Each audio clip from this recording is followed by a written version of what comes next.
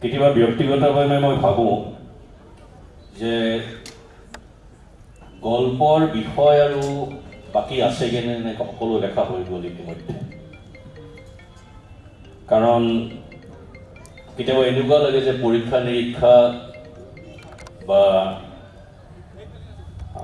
বিষয় গল্পৰ প্ৰসংগ শেষ হৈ আহিছে আৰু বিশেষকৈ এই যে দ্ৰুত পৰিৱৰ্তিত পৰিস্থিতি আৰু সময় তাৰ মাজত আমি গল্পক কিদৰে জীয়াই ৰাখিম। কাৰণ আমাৰ দেশখন আছিল সাধুকথাৰ দেশ, আখ্যানৰ দেশ। আজি ৫,০০০ বছৰ পূৰ্বে আটাইতকৈ পৃথিৱীৰ প্ৰাচীনতম আমাৰ ভাৰতৰে ঋগ্বেদৰ তেতিয়াৰ পৰা বিভিন্ন আখ্যান, বিভিন্ন সাধু, বিভিন্ন কাহিনী আমি শুনি আহিছোঁ, ৰামায়ণ মহাভাৰতৰ কথা শুনি আহিছোঁ। সেই ভাৰতত কিন্তু আজি গল্পৰ কদৰ নাই, কাহিনীৰ কদৰ নাই।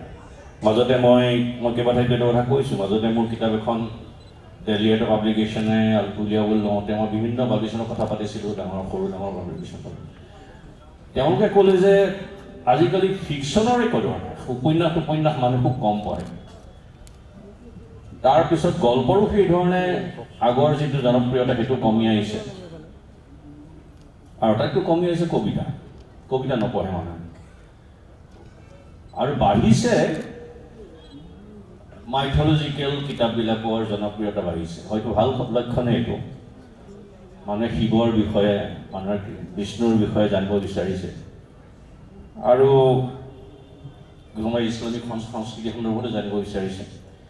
কিন্তু এইবোৰৰ মাজত সৃষ্টিশীলতা বা উদ্ভাৱনী সৃষ্টিশীলতা কিমান দূৰ জীয়াই থাকিব বা প্ৰয়োজন হ'বনে নহয়, সেইটো এটা ডাঙৰ প্ৰশ্ন হৈ উঠিছে।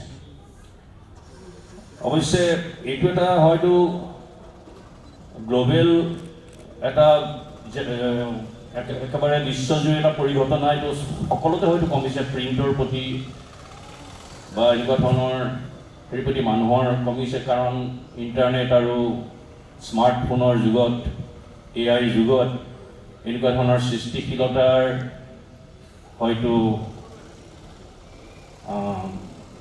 পৰিমাণ বা সৃষ্টিশীলতাৰ কদৰ কমিছে। বিভিন্ন ঠাইত সেইটো কথা উঠিছেও যে ভাৰতত বিশেষকৈ উদ্ভাৱনী ক্ষমতা বা সৃষ্টিশীলতাৰ যথেষ্ট অভাৱ দেখা গৈছে। আৰু তাৰ হয়তো আমি নিজেও তাৰ মাজৰ তাৰ প্ৰমাণ পাইছোঁ।